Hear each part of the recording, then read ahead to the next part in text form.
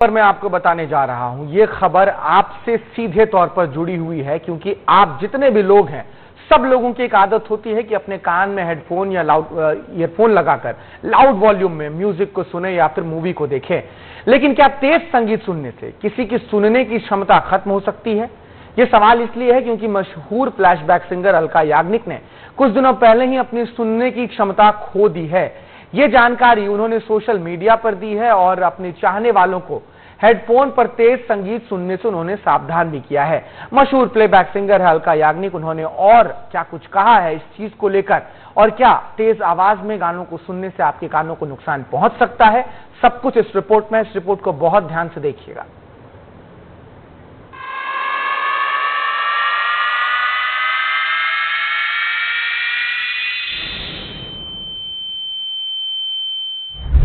ये शोर आपको बहरेपन की ओर धकेल रहा है और आप इससे भी अनजान हैं। आपकी लाइफस्टाइल का असर आपके कानों पर पड़ रहा है। सुनने की क्षमता कम हो रही है, लेकिन अभी आपको लग रहा है कि ऐसा केवल बुढ़ापे में ही होता है, तो आप अपने कानों के साथ खिलवाड़ कर रहे हैं।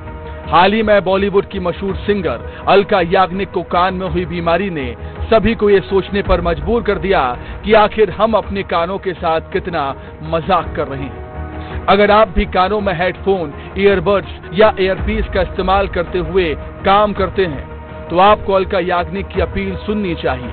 अलका याग्निक ने लाउड म्यूजिक से दूर रहने की सलाह दी क्योंकि उन्हें rare sensory neural nerve hearing loss का पता चला।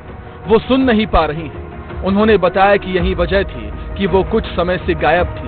अलका ने अपने फैंस और साथी कलाकारों को लाउड म्यूजिक से दूर रहने की सलाह दी है। हम आपको सेंसरी न्यूरल हियरिंग लॉस के लक्षण बता रहे हैं, जिसे ध्यान से सुनें और महसूस करें कि आपको भी ऐसी परेशानी तो नहीं हो रही। बैकग्राउंड शोर होने पर आवाज सुनने में परेशानी होना, ऊंची आवाज सुनने में परेशानी होना, आवाज सुनाई देना लेकिन समझ ना आना। वैसे तो ये बीमारी कई लोगों में गर्भ से ही आ जाती है, लेकिन कई बार इसकी वजह तेज आवाज में म्यूजिक सुनना हो सकता है। लगभग 85 डेसिबल से ज्यादा आवाज का म्यूजिक सुनने में सुनने की क्षमता कम हो जाती है। तो इस संदर्भ में बताऊंगा कि कान जो है एक ऐसी संरचना शरीर की, तो आपको सुन के ये आश्चर्य होगा कि this is the only organ in the body. एक ही ऑर्गन बॉडी में ऐसा है, जब हम माँ के पेट से निकलते हैं तो फुल्ली ग्रो होके निकलता है। ये न तो बढ़ता है न घटता है। हमारे कानों को कितनी क्षमता की आवाज तक सुनने की आदत है और इसके मानक क्या है वो भी देखिए। 85 से 120 डेसिबल आवाज पटाखे की होती है, कान के पर्दे पर असर पड़ता है। 85 से 115 डेसिबल ये आवाज हेडफोन की होती है, फुल वॉल्यूम पर लंबे समय तक सुनना घातक है। 115 डेसिबल कान का पर्दा फट सकता है। सामान्य तौर पर सुनने की सीमा 0 से 180 डेसिबल तक है, जबकि 85 डेसिबल से ज्यादा का शोर हानिकारक माना जाता है। क्या आप जानते हैं कि अगर कोई गर्भवती महिला लगभग 4 महीने तक 120 डेसिबल आवाज के बीच रहे तो बच्चा बहरा पैदा होने की आशंका बढ़ जाती है। तो हम बात करते हैं महाभारत की कि अभिमन्यु ने पूरी चीज पेट में सुनी है। It is 100% prove now. We can hear in the warm in the nature, पर उसके बाद न तो घटती है न बढ़ती है, तो you should be very careful. अगर आपको अभी से ही सुनने में दिक्कत आ रही है तो तत्काल लाउड म्यूजिक सुनना बंद करें।